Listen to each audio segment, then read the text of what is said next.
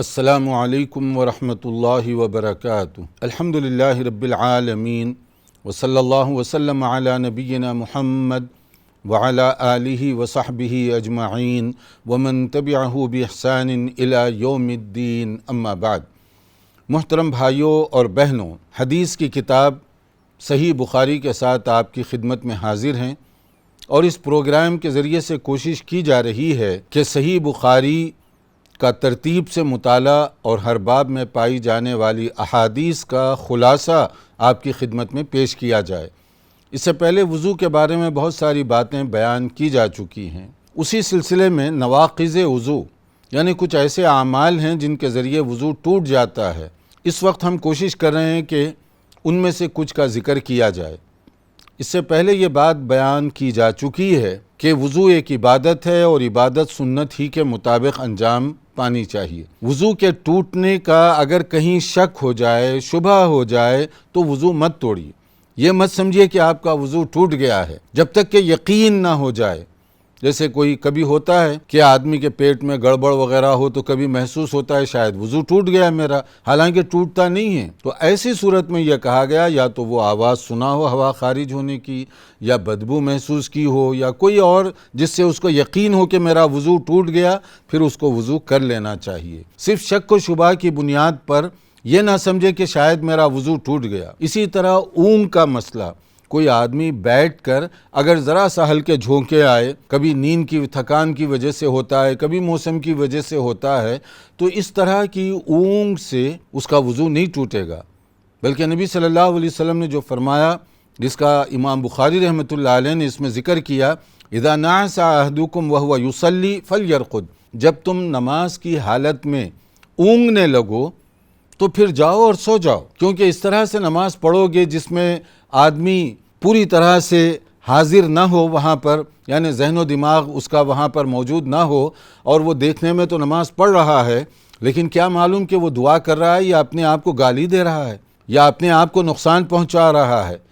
کیا کلمات اس کی زبان سے نکل رہے ہیں۔ تو یہاں پر ایک مسئلہ بتایا گیا کہ جب تھکان کا غلبہ ہو، اونگ آ رہی ہو، تو جاؤ اور جا کر سو جاؤ۔ مگر اسی میں ایک نکتہ اور بھی ہے، وہ یہ کہ جو آدمی اونگتے ہوئے نماز ادا کرے تو یہ نہیں کہا گیا کہ اس کی نماز نہیں ہوگی۔ اگر وہ بے وضو ہو جاتا تو کہہ دیا جاتا کہ اس کی نماز ہی نہیں ہوئی،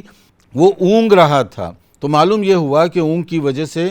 وضو نہیں ٹوٹے گا آدمی کا۔ ہاں، اگر وہ بیٹھ کر گہری نیند میں چلا گیا، جیسے کہ بعض لوگوں کو آپ نے دیکھا ہوگا بیٹھ کر بھی اطمینان سے وہ سو جاتے ہیں، 2 گھنٹے 3 گھنٹے تک بہت گہری نیند لے لیتے ہیں وہ۔ اگر اس طرح کوئی گہری نیند لے، چاہے وہ لیٹ کر سوئے یا بیٹھ کر سوئے، تب تو اس کا وضو ٹوٹ جائے گا، لیکن اونگنے سے اس طرح نہیں ہوتا۔ اور ایک اور جگہ جیسے بعض اوقات ہوتا تھا کہ صحابہ کرام میں سے کچھ جو محنت مزدوری کرنے والے، کھیتی باڑی کرنے والے ہوتے، اور وہ رات کی خاص طور پر عشاء کی نماز چونکہ تاخیر سے ہوا کرتی تھی، کبھی کبھی وہ مسجد آتے تو کبھی اونگنے لگتے۔ جب آدمی تھکا ہوا ہو تو یہ حالت ہو سکتی ہے۔ پھر جب نبی صلی اللہ علیہ وسلم تشریف لاتے اور آپ امامت کے لیے ٹھہرتے تو وہ لوگ بھی ٹھہر جاتے اور اسی طرح سے جماعت بن جاتی، یعنی صفوں کی درستگی میں وہ لوگ بھی شامل ہو جاتے جو اونگ رہے تھے۔ تو اس میں نکتہ کیا ہے کہ اونگنے والے بھی بغیر کسی دوبارہ وضو یا فرش وضو کیے کے شامل ہو جاتے۔ تو اس سے معلوم کیا ہوا، اونگنے سے وضو آدمی کا نہیں ٹوٹتا۔ اسی طرح کچھ کھانے پینے کی چیزیں ہیں جس میں بعض اوقات شک ہوتا ہے۔ دیکھیے، ایک ہے کہ آپ احتیاطاً کلی وغیرہ کر لیں تاکہ نماز میں وہ تن کے ذرات وغیرہ کھانے میں پینے میں جو منہ میں رہ جاتے ہیں وہ بار بار آپ کو ستائے نہیں۔ اس کے لیے نماز شروع کرنے سے پہلے اگر آپ نے کوئی کھانا کھایا ہے پیا ہے تو آپ کلی کر لیں تو یہ زیادہ بہتر ہے۔ لیکن بعض اوقات اگر ایسی کوئی چیز نہیں ہے، بغیر آپ کلی کیے کہ بھی کوئی جوس پیا اور اس کے بعد میں آپ نماز کے لیے ٹھہر سکتے ہیں، نماز پڑھ سکتے ہیں۔ اب اس کے لیے دیکھیے، بکری کا گوشت مثلاً ایک موقع پر ایسے ہوا کہ رسول اکرم صلی اللہ علیہ وسلم گوشت تناول فرما رہے تھے، اور آپ کو شولڈر جو ہے نا، دستی حصہ گوشت کا، وہ زیادہ پسند تھا۔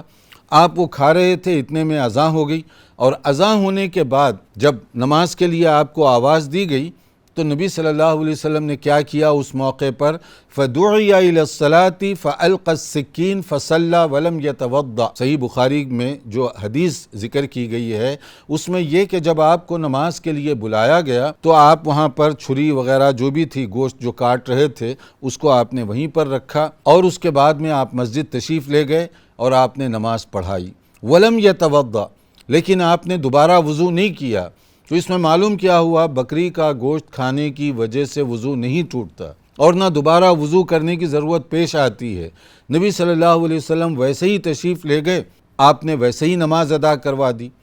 اور اسی طرح کچھ چیزیں ہوتی ہیں جیسے جس کو ہم کہتے ہیں سویق، ستو، یعنی ستو یہ آٹے وغیرہ سے خاص اس وقت تو بہت زیادہ اس کو لوگ زیادہ سفر کے طور پر، کیونکہ صحرائی سفر ہوتا اور وہ زمانہ ایسا تو نہیں تھا کہ جہاں آپ کو بھوک لگی کسی ہوٹل یا ریسٹورنٹ کے سامنے گاڑی ٹھہرا کریں اور جا کر کھانا کھا لیں، اپنا توشہ ساتھ ہی رکھنا ہوتا تھا۔ تو وہ لوگ ایسے سفر میں عموماً آٹے وغیرہ کی بنی ہوئی ایسی چیز ساتھ رکھا کرتے تھے جو طویل سفر کے باوجود خراب نہ ہو۔ جب بھی ضرورت پڑتی تھوڑا سا پانی وغیرہ اس میں ڈال کر گون لیا کرتے اور وہ اطمینان سے ان کے لیے کھانے کا کام کرتا، یعنی سہولت کے ساتھ کھانا بھی ہو جاتا، پکوان کی بھی ضرورت پیش نہیں آتی اور کوئی زیادہ وقت بھی نہیں لگتا تھا۔ یہ عام طور پہ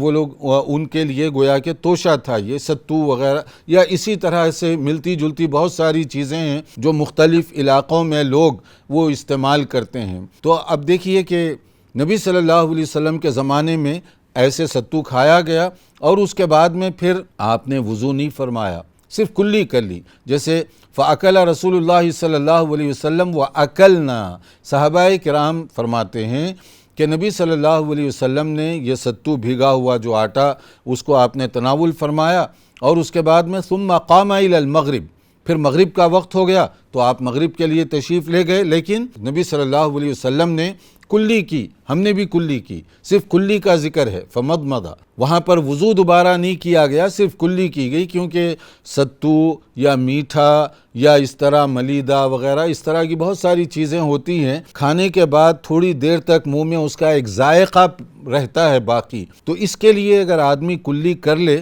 تو وہ زیادہ بہتر ہے۔ تو یہاں پر ہے کہ ولم یتوضا، لیکن آپ نے صرف کلی کی اور آپ نے وضو نہیں کیا۔ تو صحابہ کہتے ہیں ہم نے بھی ایسے ہی کی، یعنی صرف کلی کر لی تاکہ منہ صاف ہو جائے اور اس کے بعد پھر نماز میں ہم کھڑے ہو گئے، دوبارہ وضو کرنے کی ضرورت نہیں پیش آئی۔ تو چاہے بکری کا گوشت ہو یا چاہے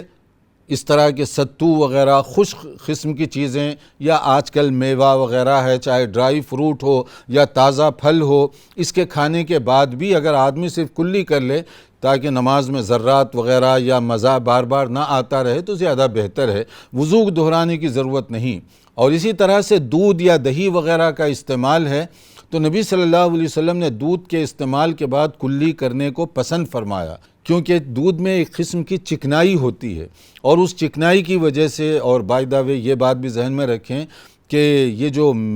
پیور دودھ ہے اس کے اندر یہ بات ہے، ورنہ یہ مکس اپ کر کے پتہ نہیں دودھ کو کیا سے کیا بنا دیا جاتا ہے، یہ وہ بات نہیں ہے۔ اب آپ دیکھیے فمضمض وقال ان لہ دسما، ایک مرتبہ آپ نے دودھ نوش فرمایا اور اس کے بعد میں آپ نے کہا اس میں ایک خاص قسم کی چکناہٹ ہوتی ہے، اس کے لیے آپ نے کلی کیا اور اس کے بعد آپ نماز کے لیے تشریف لے گئے کہ وہ چکنائی وغیرہ کی وجہ سے جو ذائقہ بھی آتا ہے اور بار بار اس کی وجہ سے تکلیف بھی ہوتی ہے، تو اس کو دور کرنے کے لیے۔ تو یہ ساری چیزوں کا خلاصہ یہ ہے کہ پکی ہوئی چیزیں، چاہے وہ روٹی ہو، سالن ہو، چاول ہو، اس طرح کی چیزوں کی وجہ سے وضو نہیں ٹوٹتا۔ اگر آدمی باوضو ہے اس کے بعد کھانا کھا لے تو صرف کلی کر لے، اتنا کافی ہے اس کے لیے۔ اور کچھ ایسی چیزیں ہیں جس کی کلی کرنے کی بھی اس کو اتنی ضرورت نہیں ہے، اگر وہ سمجھتا ہے کہ اس کی وجہ سے کوئی منہ کا مزہ یا ذائقہ وغیرہ اس میں کوئی زیادہ تبدیلی نہیں آئی تو وہ ویسے ہی بھی جا کر نماز پڑھ سکتا ہے۔ یہ ہو گئے وضو کے متعلق کچھ وہ باتیں جن سے بعض اوقات وضو ٹوٹ سکتا ہے اور بعض اوقات جو ہے نا صرف کلی کر لینا کافی ہے۔ اب اس کے بعد میں ایک اور مسئلہ جو امام بخاری رحمۃ اللہ علیہ نے ذکر کیا ہے وہ قضائے حاجت، بیت الخلاء وغیرہ اور اس میں جانے کے آداب۔ دیکھیے ہمارا دین کتنا جامع، کتنا مکمل اور کتنا پاکیزہ ہے، جہاں بڑے بڑے مسائل بیان کیے گئے، لوگوں کی امامت، قیادت، ملکوں کی قیادت وغیرہ وغیرہ، جہاں یہ مسئلے بیان کیے گئے، وہاں انفرادی اور پرسنل زندگی کیسے گزارنی چاہیے اس کی بھی رہنمائی کر دی گئی ہمیں، کہ صبح اٹھیں تو کیا کہیں، کیا پڑھیں، کس طرح سے اس کے بعد ہم تیاری کریں، وضو وغیرہ کیسے کریں، اس کا بھی ذکر کیا گیا۔ قضائے حاجت کے آداب بتائے گئے ہمیں۔ اسی کو دیکھ کر بعض یہودیوں نے کہا تمہارے نبی تم تو اتنی تعریف کرتے ہو صلی اللہ علیہ وسلم، اور یہ کیا بات ہے کہ چھوٹی چھوٹی چیزیں بھی بتا رہے ہو؟ جیسے آج کل بھی ہے نا بعض لوگ جو ذرا اپنے آپ کو اونچے سمجھتے ہیں،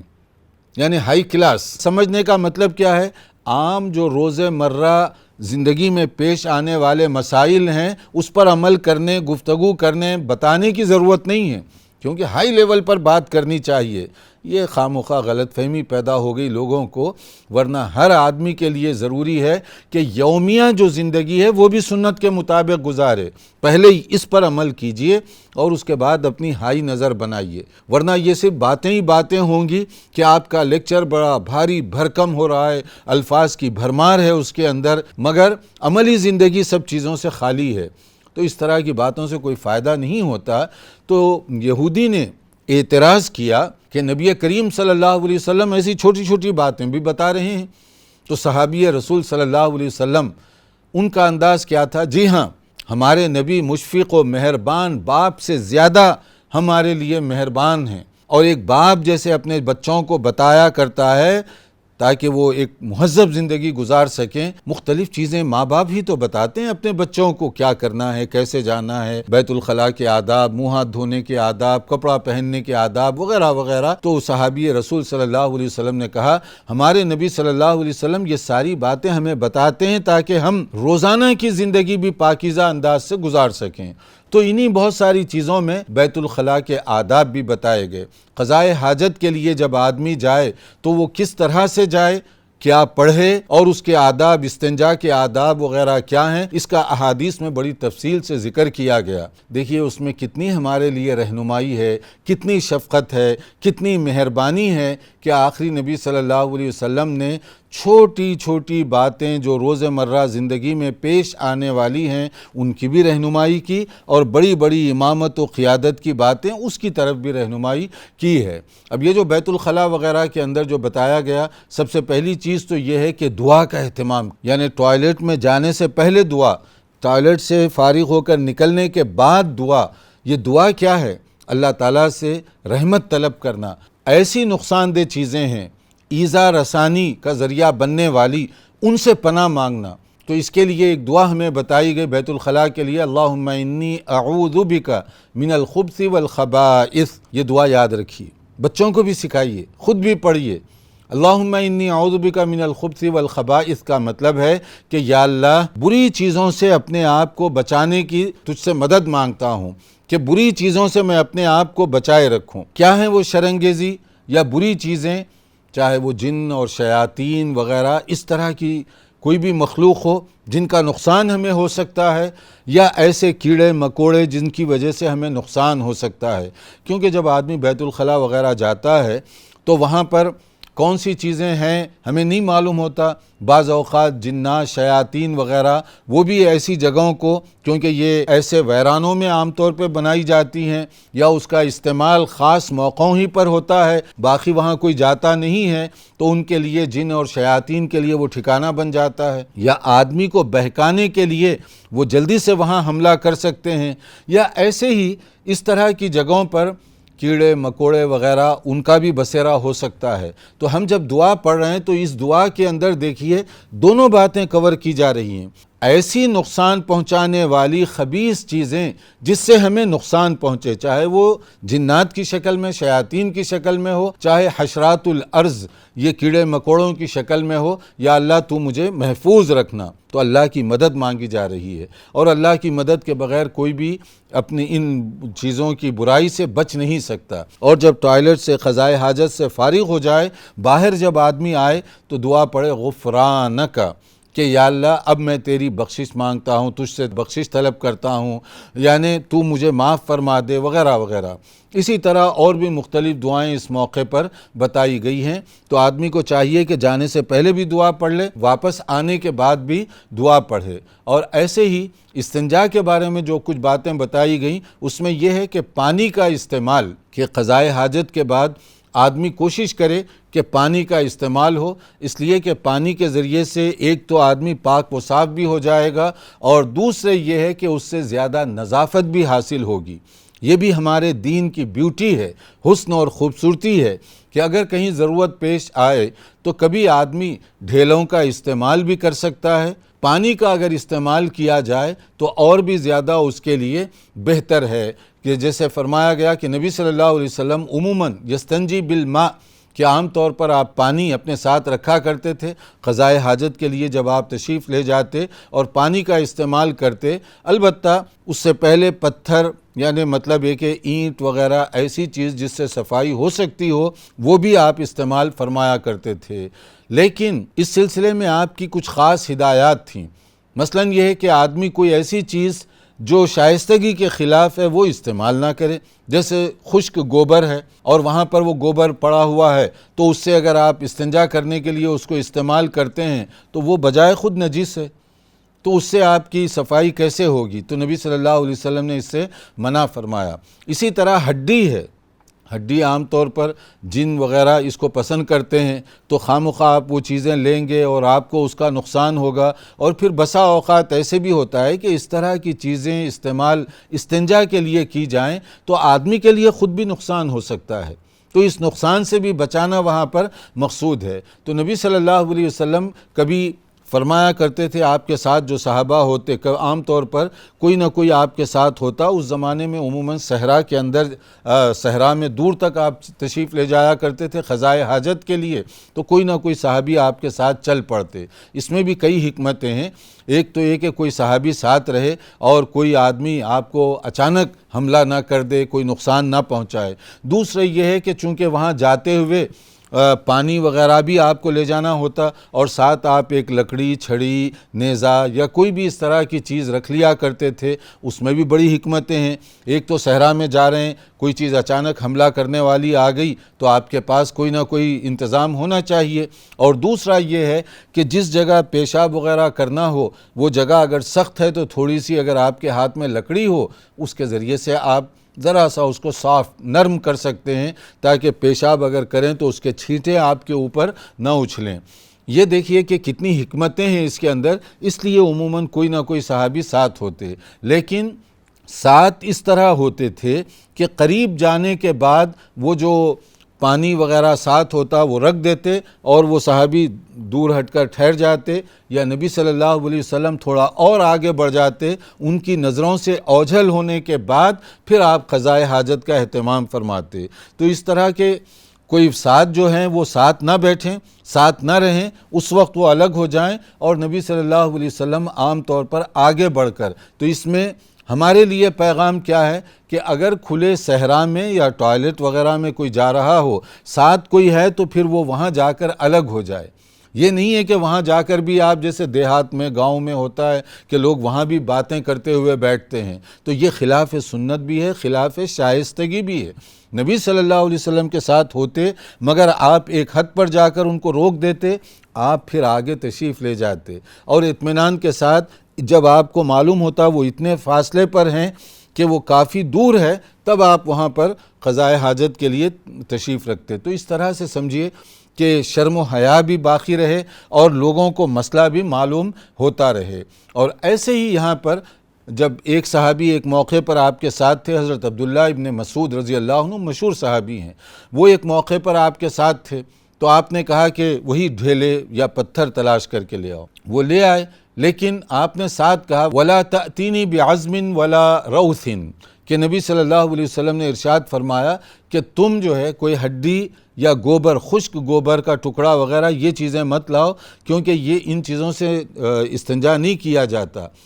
تو پھر اس کے بعد میں یہ ہوا کہ وہ تلاش کیے اور 2 پتھر ان کو ملے اور اس کے ساتھ ایک خشک گوبر کا کوئی ٹکڑا وغیرہ یا اس طرح کی کوئی چیز تھی جو کہ استنجا کے لیے مناسب نہیں ہے۔ تو نبی صلی اللہ علیہ وسلم نے کیا کیا، فَأَخَذَ الْحَجْرَيْنِ وَأَلْقَى الرَّوْثَ، کہ جو 2 پتھر ہیں وہ تو آپ نے لے لیے اور جو باقی گوبر وغیرہ یا کوئی اس طرح کی چیز وہ لے آئے تھے اس کو آپ نے پھینک دیا۔ تو اس سے معلوم یہ ہوا کہ استنجا ہر چیز سے نہیں بلکہ وہ چیز جس سے استنجا مناسب ہے وہی استعمال کرنی چاہیے، اور یہ ہڈی وغیرہ ان چیزوں سے آپ نے منع فرمایا۔ اور ایسے ہی کبھی ہوتا تھا کہ کوئی اور صحابی، جیسے ایک موقع پر حضرت عبداللہ ابن عباس رضی اللہ عنہما، وہ آپ کے لیے پانی لے گئے اور جہاں اندازہ تھا کہ یہاں آپ تشریف فرما ہوں گے تو وہاں پانی رکھ کر وہ تھوڑا سا پیچھے ہٹ گئے۔ تو آپ نے دریافت کیا کس نے یہ پانی رکھا؟ جب آپ کو بتایا گیا عبداللہ ابن عباس، تو آپ نے اس موقع پر ان کے لیے خاص ایک دعا فرمائی، اللہم فقہہ فی الدین، کہ یا اللہ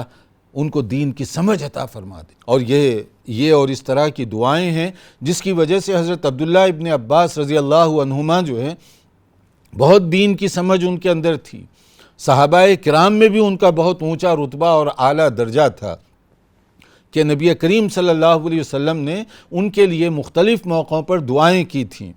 اس میں ایک اور نکتہ بھی ہے، اگر کوئی آدمی ہمارے ساتھ حسن سلوک کرتا ہے، چاہے وہ چھوٹی ہی بات کیوں نہ ہو، یعنی پانی رکھنا، ضرورت کے لیے مسواک پیش کرنا، بظاہر چھوٹی چیزیں ہیں، مگر ہمارے نبی صلی اللہ علیہ وسلم دیکھیے کہ آپ کی مروت کتنی زیادہ تھی کہ چھوٹا بھی کوئی آپ کے لیے کام کرتا اس کے لیے دعا کرتے، اس کو اپریشیٹ کرتے، اس کی حوصلہ افزائی کیا کرتے تھے۔ ایسے نہیں جیسے بعض آج کل لوگ ہوتے ہیں کہ آپ کے ساتھ کوئی ہمدردی کر رہا ہے تو آپ کم سے کم جزاک اللہ خیرن تو کہہ دیا کریں، اس کے لیے ایک اچھا لفظ تو کہہ دیں، ایک دعائیہ کلمہ تو اس کے لیے کہہ دیں۔ یہ کیا بات ہوئی کہ وہ آپ کی خدمت کر رہا ہے اور آپ جو ہے اپنی گردن اکڑا کر ایسے ہی بیٹھے ہوئے ہیں؟ ہمارے نبی کی ادا کو دیکھیے، ہمارے نبی صلی اللہ علیہ وسلم کی سنت کو دیکھیے کہ انہوں نے چھوٹا سا کام کیا، آپ نے ان کے لیے دعا فرمائی۔ اسی طرح کبھی حضرت انس رضی اللہ تعالیٰ عنہ آپ کے لیے یہ کام کر دیا کرتے تھے۔ اور ایک صحابی ہیں،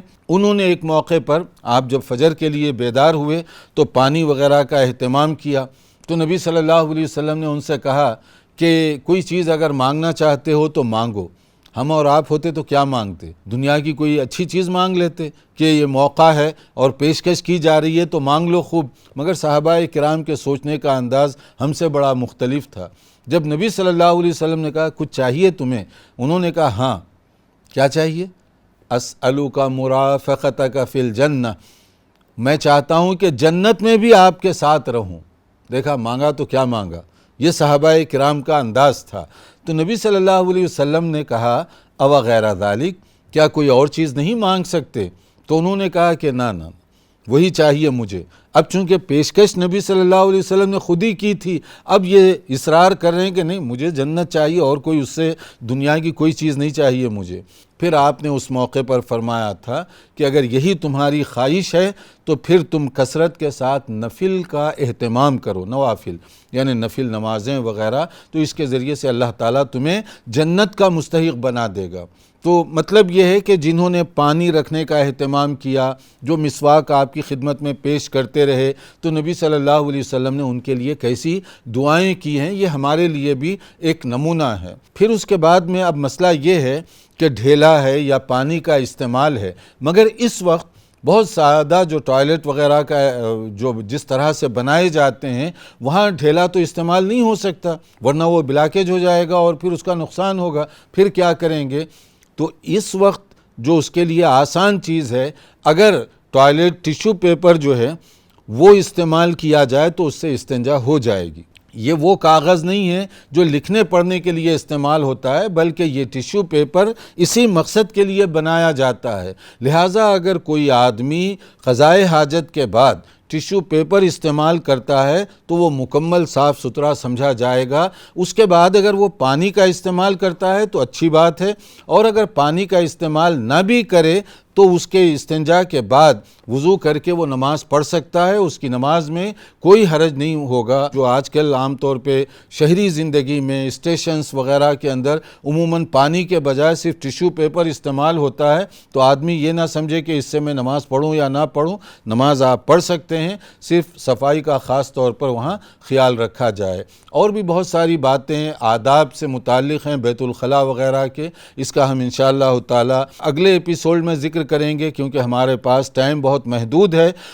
انشاءاللہ تعالی اگلے لیکچر میں حاضر ہوں گے، مزید معلومات کے ساتھ انتظار کیجئے اگلے ایپیسوڈ کا۔ والسلام علیکم ورحمۃ اللہ وبرکاتہ۔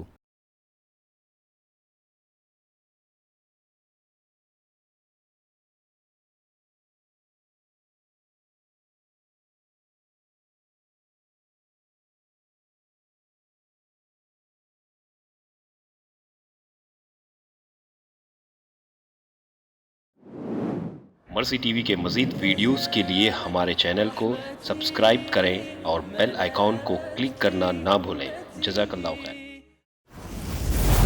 مرسی ٹی وی، پیغام رحمت۔